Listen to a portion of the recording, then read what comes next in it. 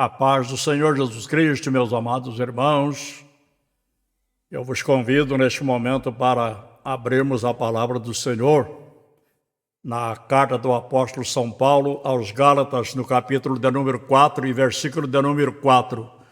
Se você tem ao seu alcance aí a palavra de Deus, a Bíblia, e quer acompanhar a leitura, é muito bom. Vamos ler a palavra do Senhor, Gálatas 4 e versículo 4. Diz assim a palavra do Senhor: Mas quando chegou a plenitude do tempo, Deus enviou seu Filho, nascido de mulher, nascido debaixo da lei, a fim de redimir os que estavam sob a lei, para que recebêssemos a adoção de filhos. Amém. Versículos 4 e 5. Irmãos, nesta oportunidade, eu irei falar sobre o nascimento de Jesus Cristo. E é algo muito importante para todos nós que somos cristãos, que servimos a Deus, porque nós sabemos que sem Cristo nós não somos nada, e se Jesus não tivesse vindo a este mundo para sofrer, morrer em nosso lugar, nós estaríamos perdidos para sempre. Nós estamos aí próximo ao Natal, o Natal que é comemorado no dia 25 de dezembro. Não é, na realidade, a data que realmente Jesus Cristo nasceu. Embora a Bíblia não relata que dia, nem também que hora Jesus nasceu. Nós podemos saber mais ou menos, calculando o ano em que ele nasceu, mas não sabemos o dia e também não sabemos a hora. Nós sabemos o local, porque a Bíblia diz que foi lá em Belém, que Jesus nasceu. Nasceu numa manjedoura, um lugar muito simples, muito humilde. Antes, Maria procurou lugar na estalagem, em todas as estalagens, para ver se encontrava lugar para que pudesse dar à luz ao seu filho primogênito, Jesus Cristo. Mas, infelizmente, em todas as estalagens não havia lugar, estava tudo ocupado. E Maria acabou indo para a manjedoura para que ali ela pudesse dar à luz ao seu filho primogênito.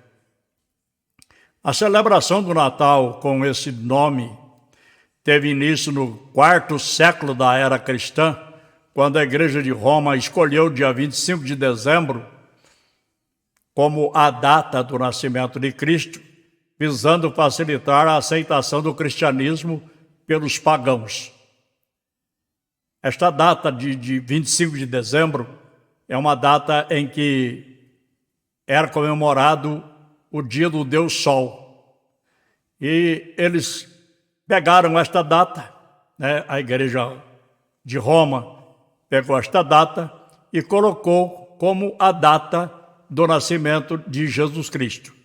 Mas, como eu já disse, a data do nascimento de Jesus, ela é ignorada. Nós não encontramos na Bíblia, nem em tradição, também não vamos encontrar uma prova de que realmente Jesus Cristo nasceu no dia 25 de dezembro. O primeiro fato que nós podemos dizer que Jesus Cristo não nasceu no dia 25 de dezembro é que lá na Palestina, em dezembro, é muita chuva e frio.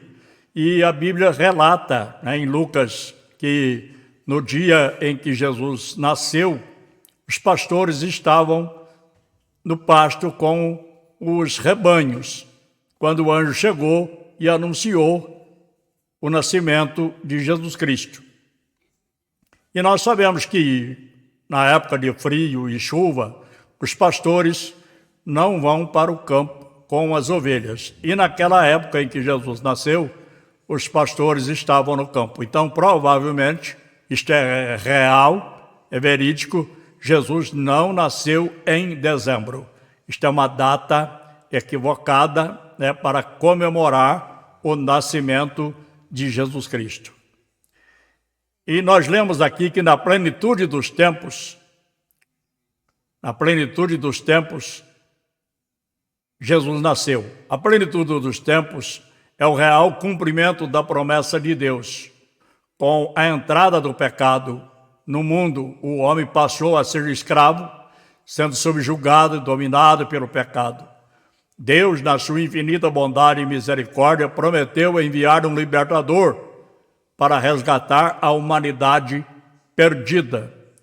Então Jesus Cristo veio a este mundo, deixou seu trono de glória, deixou o seu lugar ali no céu e veio a este mundo, nasceu da Virgem Maria, humanizou-se, se tornou homem igual eu, igual a você, igual a todos os seres humanos, né? Se tornou um ser humano, para que ele pudesse, na realidade, passar por tudo que ele passou e provar para o ser humano que o ser humano tem condições de ser fiel a Deus em tudo, como ele, como ser humano, foi fiel a Deus em tudo. A primeira menção desta promessa foi feita lá no Jardim do Éden,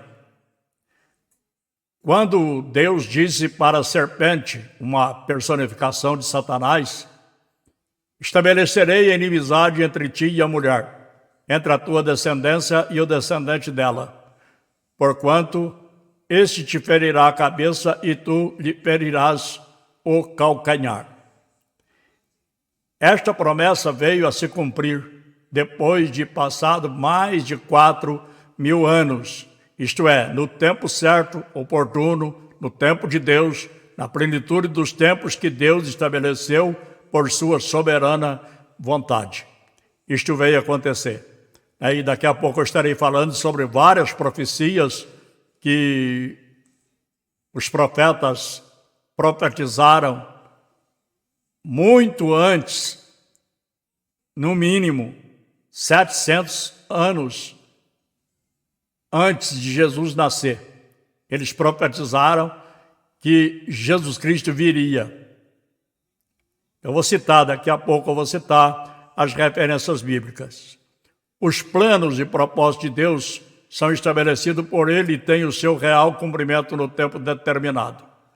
Jesus não nasceu em um tempo qualquer, aleatório na história, mas quando chegou a plenitude dos tempos, Deus enviou o seu Filho no tempo determinado, no momento certo, ideal e oportuno.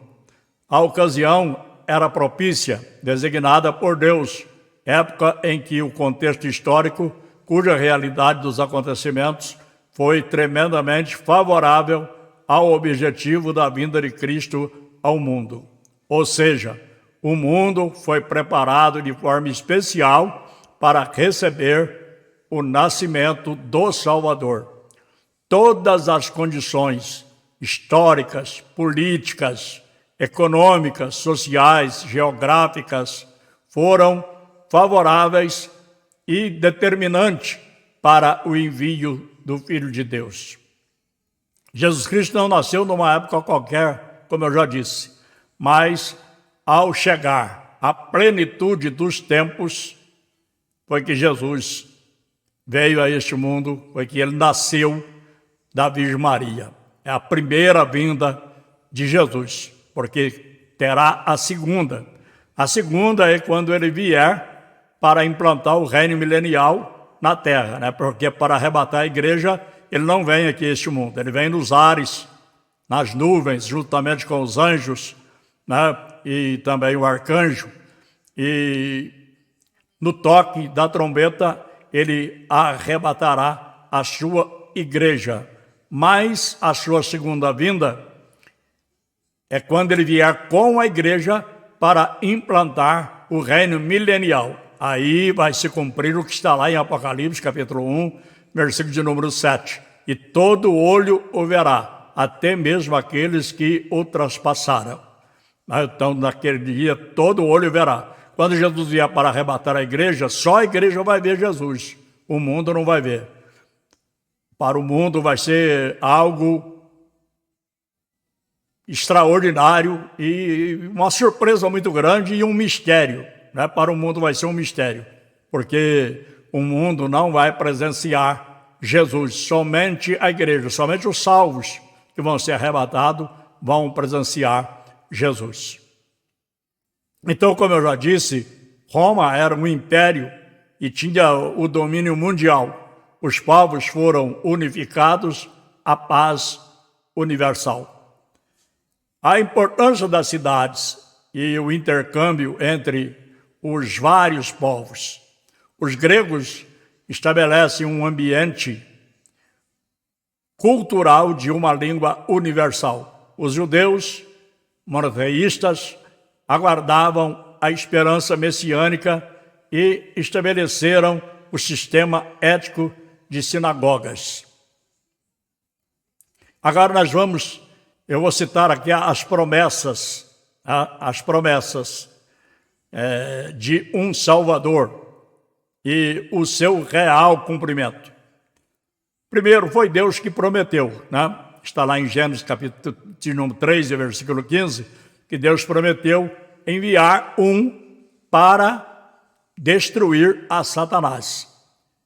E nós vemos aqui em Gênesis, que eu acabei de citar, 3 e 15. Estabelecerei inimizade entre ti e a mulher, entre a tua descendência e o descendente dela, porquanto este ferirá a cabeça, e tu lhe ferirás o calcanhar. Aí está a palavra de Deus lá no primeiro livro da Bíblia, Gênesis, capítulo 3, e versículo 15. Esta é a primeira promessa da vinda de Jesus Cristo, de Deus enviar o seu Filho Jesus Cristo a este mundo para nos salvar. Em Gênesis, capítulo de número 49, versículo 10, nós lemos: o cetro não se arredará de Judá, nem o legislador dentre seus pés, até que venha Siló, e a ele se congregarão os povos. Eu citei aqui Gênesis 49, versículo 10. Depois nós vemos Números, capítulo de número 24 e versículo de número 17. Todas estas profecias, esses relatos que eu estou citando aqui, já se cumpriram, porque Jesus já veio, ele já nasceu da Virgem Maria, já padeceu por nós na cruz, morreu, já ressuscitou, voltou para o céu, está sentado à direita de Deus, aguardando o momento exato para que ele venha arrebatar a sua igreja. Então, em Números, capítulo 24, versículo 17, diz assim: vê-lo-ei, mas não agora, contemplá-lo-ei, mas não de perto. Uma estrela procederá de Jacó, e o cetro subirá de Israel, que ferirá os termos dos moabitas e destruirá todos os filhos de Sete. Também, nós vemos em Deuteronômio, capítulo de número 18, versículo 15 e 19, o seguinte: o Senhor teu Deus te despertará um profeta do meio de ti, de teus irmãos, como eu.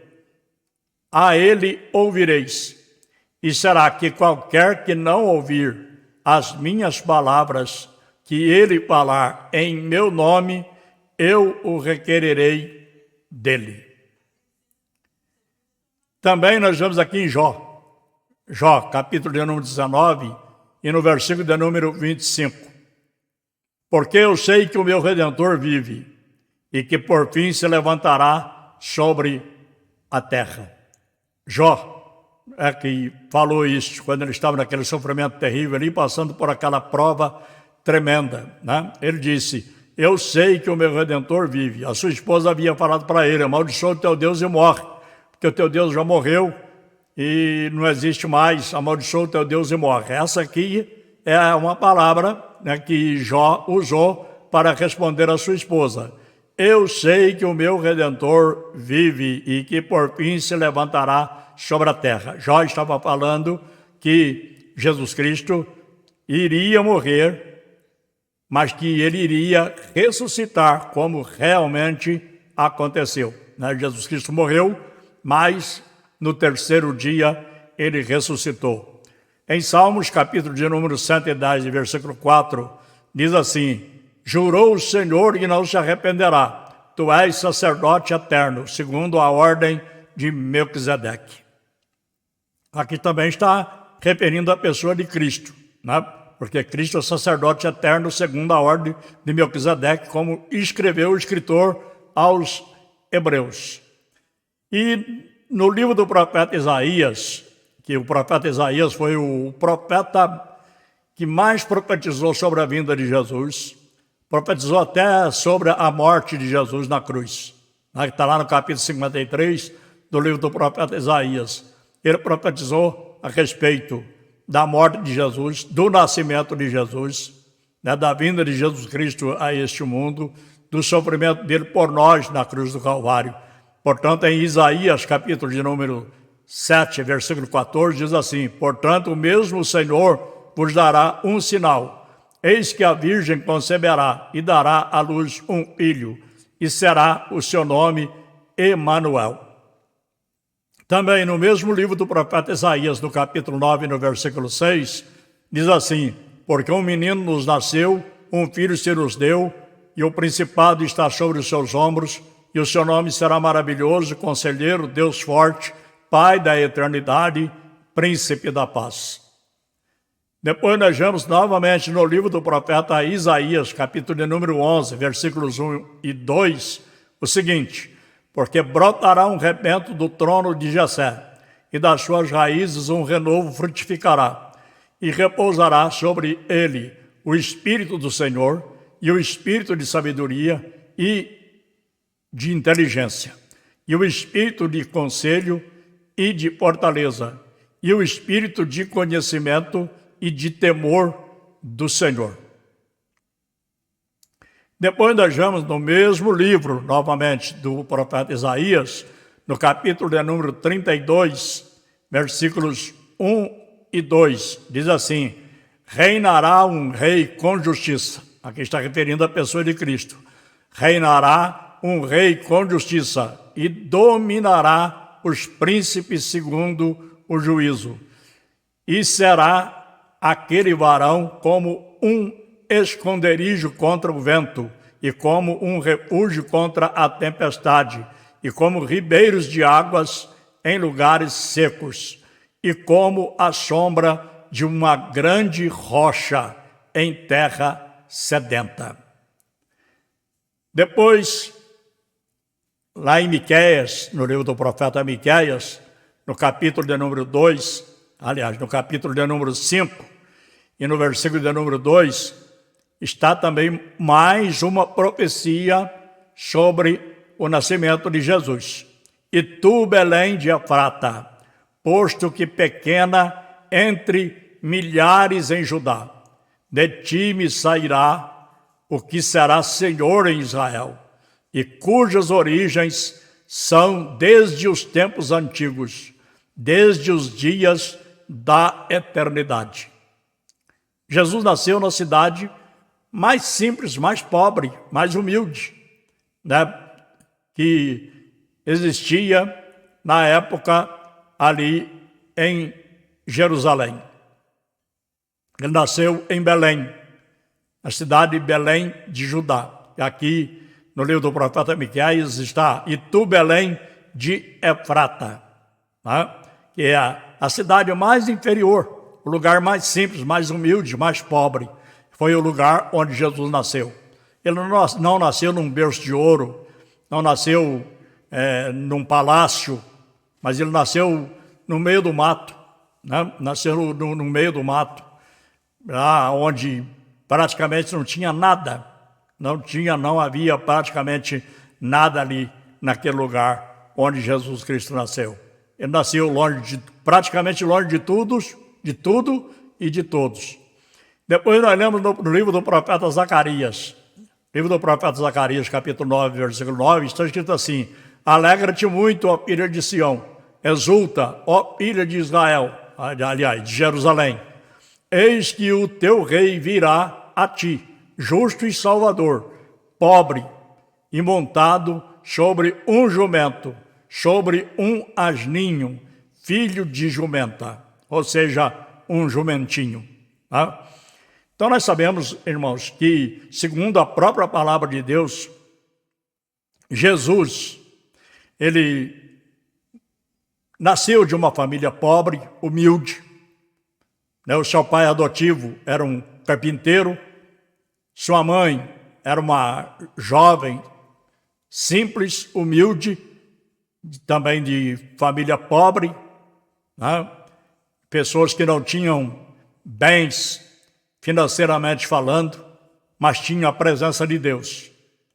E aqui no livro do profeta Zacarias, nós vemos que ele está dizendo que Jesus Cristo era um pobre e montado sobre um jumento, sobre um jumentinho, filho de jumenta.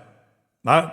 Então, Jesus Cristo, quando esteve aqui, ele quase tudo que ele precisou, nós podemos observar na palavra de Deus. Vou citar aqui alguma coisa, mas, por exemplo, aqui nós acabamos de ler aqui no livro do profeta Zacarias. Quando Jesus Cristo foi entrar ali em Jerusalém, na entrada triunfal, a entrada triunfante dele ali em Jerusalém, os discípulos junto, né, e cantando, glorificando o nome de Deus, e Jesus entrou ali. Para Jesus entrar ali, ele precisou de um jumentinho emprestado. Ele não tinha jumento e nem dinheiro para comprar jumento. Não tinha. Aí tinha um jumentinho pastando. Jesus mandou os discípulos dele ir lá, naquele pasto, e pedir para o dono daquele jumentinho, o jumentinho emprestado para ele entrar em Jerusalém. E depois ele devolveria o jumentinho. E assim foi. Tá? Aquele homem emprestou o jumentinho, Jesus entrou na cidade de Jerusalém, na entrada triunfal, triunfante, montado no jumentinho. E também, quando Jesus Cristo foi multiplicar os pães e os peixes, não tinha alimento ali. Nem Jesus nem os discípulos não tinham. De onde que eles conseguiram? Eles conseguiram do moço que estava no meio da multidão. Tinha um moço ali no meio da multidão, e esse moço tinha ali peixes e pães. Era pouco para aquela grande multidão que estava ali, né, porque era muita gente. A Bíblia diz que, não contando crianças e nem mulheres, que é o que mais tem nesses lugares, né, é o que mais tem, mas segundo alguns comentaristas e estudiosos da palavra de Deus, diz que ali tinha aproximadamente, no mínimo, 20 mil pessoas. Né? E Jesus pegou aqueles pães, deu graça, pegou o peixe, deu graça e mandou os discípulos distribuir. Agora, o que eu estou dizendo aqui é o seguinte: aquele pão não era de Jesus, aqueles peixes não eram de Jesus, era do moço. Então Jesus precisou de algo emprestado, porque ele não tinha. E também os discípulos não tinham, porque Jesus mesmo falou assim: não precisa despedir a multidão, vocês mesmos dão o que comer para esse povo aí. Aí o discípulo falou assim: primeiro, nós não temos condições, nós não temos dinheiro, aqui não tem supermercado, não tem onde comprar nada, e mesmo se tivesse, não tem quantidade de dinheiro que dá para comprar alimento para sustentar essa multidão de gente. É muitas pessoas aqui, então não tem condição. Aí Jesus fez aquele milagre ali, né, de pegar aqueles pães, 5 pães e 2 peixinhos, orar, dar graças a Deus, partir os pedaços e mandar distribuir. Todo mundo comeu, os discípulos comeram, todas as pessoas que estavam ali comeram, e ainda sobrou 12 cestos cheios. Então, o que eu estou dizendo aqui é o seguinte: Jesus não veio aqui como homem milionário, como homem rico. Ele não se vestia bem, ele não tinha calçado bom para calçar, ele não tinha condições de viajar. Naquele tempo não havia veículos de automotores, mas a Bíblia não menciona em lugar nenhum que Jesus nunca andou de camelo, Jesus nunca andou de cavalo. Ele andou nesse jumentinho que eu acabei de dizer aqui, mas ele nunca andou num cavalo. Um cavalo mesmo, um burro, ou um jegue, nunca andou. Então ele não tinha nada. E hoje eu quero abrir um parênteses aqui para falar sobre isso. Hoje, por exemplo, a gente vê, irmãos, que existe muitas denominações hoje, muitas denominações evangélicas que estão focadas na teologia da prosperidade. Né? Está focada na teologia da prosperidade. E muitas vezes nem sabe como isso surgiu. Nem sabe como isso surgiu. Estão focados no materialismo, estão focados na teologia da prosperidade. Acha que as pessoas têm que ter, todo mundo aqui na terra tem que ser rico. Agora imagina se todo mundo for rico aqui na terra, se tem lógica para isso. Não existe lógica para isso. Quem fez o rico foi Deus, e quem fez o pobre também foi Deus. O pobre depende do rico, o rico depende do pobre. O pobre depende do rico como patrão, ele vai trabalhar para o rico depende do pobre como empregado. Então um depende do outro. E assim vive a sociedade, né? Para que ninguém ache que pode viver como eremita, isolado, mas que todos, um depende do outro. O pobre depende do rico, o rico depende do pobre. Mas essa história de que todo mundo vai ficar rico, isso é conversa fiada. O próprio Senhor Jesus Cristo disse: os pobres sempre tendes convosco, mas a mim nem sempre me tendes. Então Jesus Cristo disse que enquanto existir mundo, enquanto existir pessoas aqui na terra, vai existir rico e vai existir pobre. Mas essas igrejas neopentecostais estão focadas no materialismo, vivem fazendo isso, usando as coisas de Deus para manipular a fé das pessoas e, ao mesmo tempo, usando as coisas de Deus como se fosse uma telecena, uma loto que a pessoa vai investir e vai receber dobrado ou até 100 vezes, 1000 vezes mais daquilo que ele aplicou ali. Portanto, de acordo com duas fontes, a doutrina da prosperidade, vinculando a crença religiosa e um retorno financeiro, foi iniciado pelo televangelista Oral Roberts na década de 1950, quando criou a noção. Veja bem que é justamente o que as pessoas fazem hoje. Quando ele criou a noção de vida abundante, prometendo retorno financeiro 7 vezes maior do que o valor ofertado. Não é isso que você vê nas igrejas?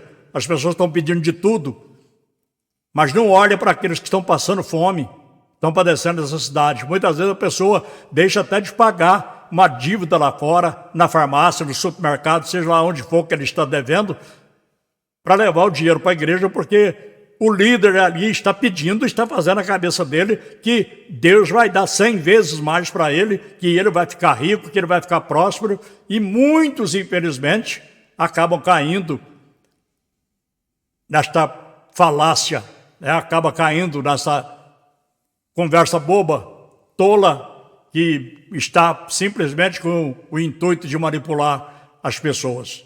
Então, toda igreja que está focada nisso e não está preocupada com a salvação da alma, porque o que adianta a pessoa ganhar o mundo inteiro e perder a sua alma? O que adianta? É o próprio Senhor Jesus disse lá em Lucas capítulo número 9, a partir do versículo 23. Que adianta o homem ganhar o mundo inteiro e perder a sua alma? E Jesus diz também para o rico insensato: a vida de qualquer não consiste na abundância do que possui. Então o que adianta? A pessoa hoje está viva, amanhã está morto. Hoje ele consegue muita coisa, acerta na loto, por exemplo, hoje, amanhã morre. Quantas pessoas que acertaram e morreram porque foi perseguido por alguém que queria roubar o seu dinheiro e alguém acabou tirando a sua vida e ele perdeu a vida. Então não adianta, irmãos, as igrejas têm que preocupar com a salvação das pessoas e parar com esse negócio de estar querendo manipular as pessoas para poder se enriquecer.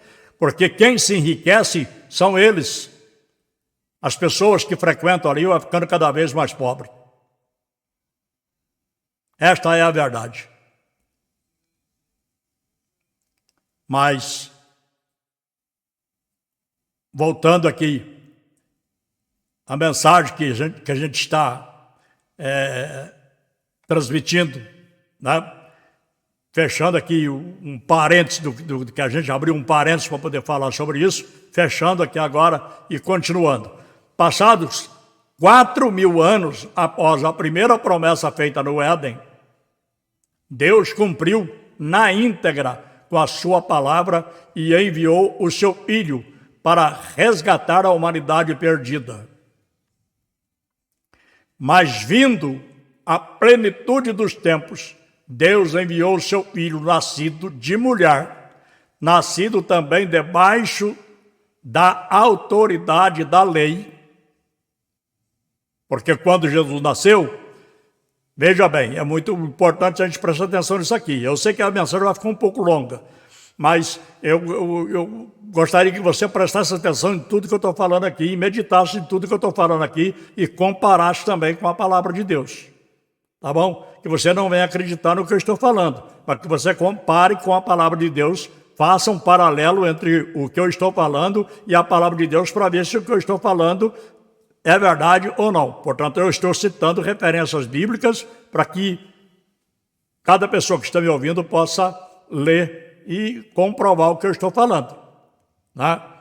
Então, por exemplo, nós vemos quando Jesus Cristo nasceu, ele nasceu segundo a lei, sujeito à lei. Quando ele estava com 8 dias de vida, ele foi circuncidado, ele foi apresentado no templo, não é batizado não.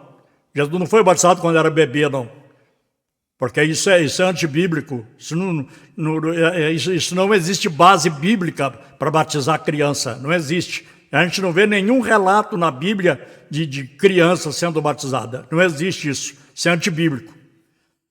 Então Jesus, quando estava com 8 dias de vida, ele foi circuncidado e ele foi também apresentado no templo. Ele só foi batizado quando ele tinha 30 anos de idade, ou quase 30 anos de idade. Foi batizado por João Batista no Rio Jordão.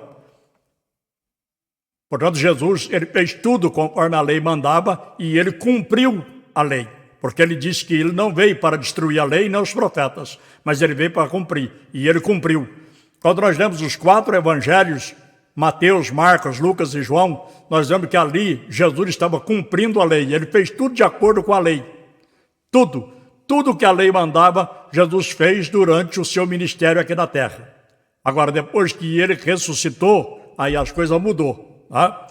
E as coisas mudou, porque nós vemos, por exemplo, que a partir de Atos dos Apóstolos, depois do derramamento do Espírito Santo no dia de Pentecostes, as coisas mudaram. Ali que nós podemos ver que antes já existia a igreja nascente, né? Antes já existia a igreja nascente, mas a igreja só foi concluída mesmo em Atos dos Apóstolos, capítulo de número 2. Dali para frente é que nós vemos falar sobre a igreja, o trabalho da igreja, a função da igreja, o que a igreja estava fazendo, como que os cristãos estavam se comportando e assim sucessivamente. O Novo Testamento ainda não existia, existia apenas o Velho Testamento. Porque o primeiro a escrever um livro do Novo Testamento foi o apóstolo São Paulo, que escreveu a primeira carta aos Tessalonicenses. Depois veio o Evangelho de Marcos. Então, quando a igreja, por exemplo, foi inaugurada, podemos dizer assim, no dia de Pentecostes, ali em Atos dos Apóstolos 2, não havia ainda Novo Testamento. Não havia o Novo Testamento, mas o Velho Testamento já havia. Portanto, Jesus e os apóstolos usavam o Velho Testamento para pregar. Ele já tinha sido canonizado. Os judeus foram os que, na realidade, formaram todo o Novo Testamento. Aliás, o Velho Testamento. Foi os judeus que fizeram esse trabalho. Então,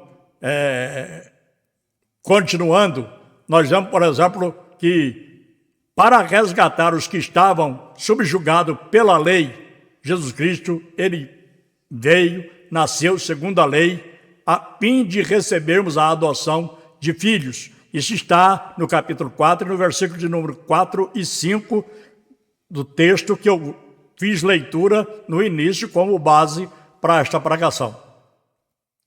O nascimento de Jesus Cristo ocorreu da seguinte maneira: estando Maria, sua mãe, prometida em casamento a José, antes de que coabitasse, achou-se grávida pelo Espírito Santo. Então, José, seu esposo, sendo um homem justo e não querendo expô-la à desonra pública, planejou deixá-la secretamente. E, projetando ele isso, eis que em sonho lhe apareceu um anjo do Senhor e disse para ele: José, filho de Davi, não temas receber Maria, tua mulher, porque o que nela está gerado é do Espírito Santo.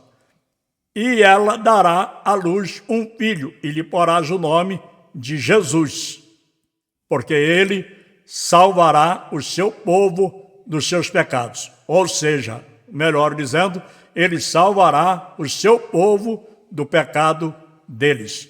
Tudo isso aconteceu para que se cumprisse o que foi dito da parte do Senhor pelo profeta, que diz: eis que a virgem conceberá e dará à luz um filho, e lhe será o nome Emanuel, que traduzido é Deus conosco. Você pode conferir em Mateus 1, versículo 18 até o versículo de número 23. Então, irmãos, nós vemos, por exemplo, que Jesus Cristo, ele nasceu de uma forma milagrosa. De uma forma milagrosa, porque ele nasceu, ele foi gerado pelo Espírito Santo. Ele não foi, por exemplo, gerado por um desejo sexual de um homem com uma mulher. Não, ele foi gerado pelo Espírito Santo. Por isso, ele foi santo, ele nasceu sem pecado, mas com exceção a Jesus, todos, até Maria, todos nasceram em pecado. Em Romanos 3, 23, está escrito assim: porque todos pecaram e destituídos estão da glória de Deus. Carece da misericórdia de Deus. A própria Maria, mãe de Jesus, ela mesma reconheceu que ela era pecadora. Veja no cântico que ela entoou ali, quando ela recebeu a mensagem do anjo, ela disse da seguinte maneira: o meu espírito se alegra em Deus, meu Salvador. Quer dizer, quem é que precisa de um Salvador? É uma pessoa que precisa de salvação, que não está perfeita, que precisa da purificação dos seus pecados. Então Maria reconheceu isso.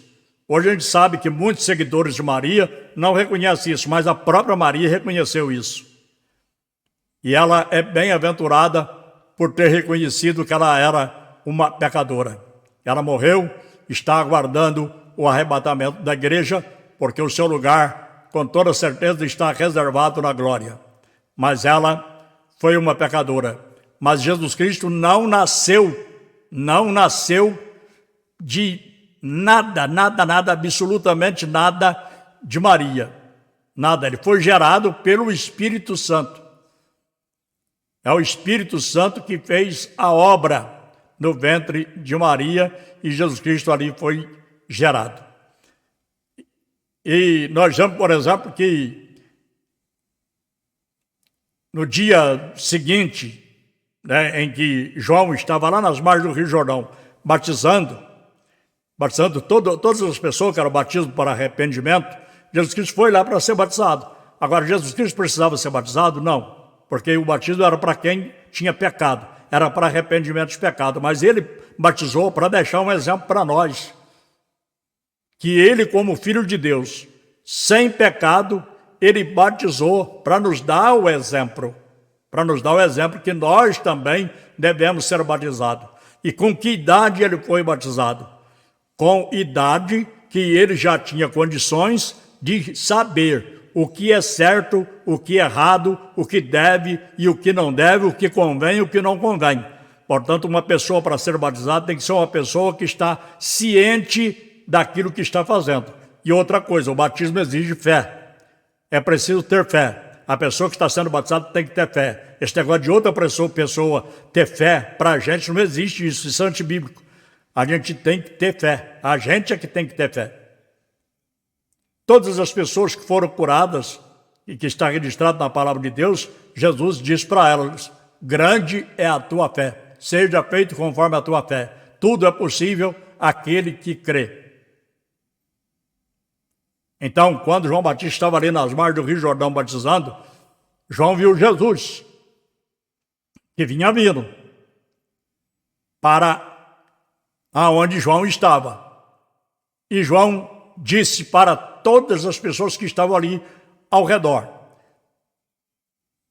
eis o Cordeiro de Deus que tira o pecado do mundo. Está no Evangelho de João, capítulo 1, versículo de número 29. Para encerrar, porque o tempo já está bastante avançado, Jesus veio na plenitude dos tempos para estabelecer o plano de Deus. Ele satisfez toda a justiça de Deus e cumpriu todo o propósito divino. A vinda de Jesus marcou a história para sempre e inaugurou uma nova era. Sem a vinda de Jesus na plenitude dos tempos, seria impossível haver salvação para a humanidade. Todos nós estaríamos falidos e perdidos para sempre. Mas graças a Deus que enviou o seu Filho Jesus Cristo para nos trazer salvação e nos dar a vida eterna e a vitória para sempre.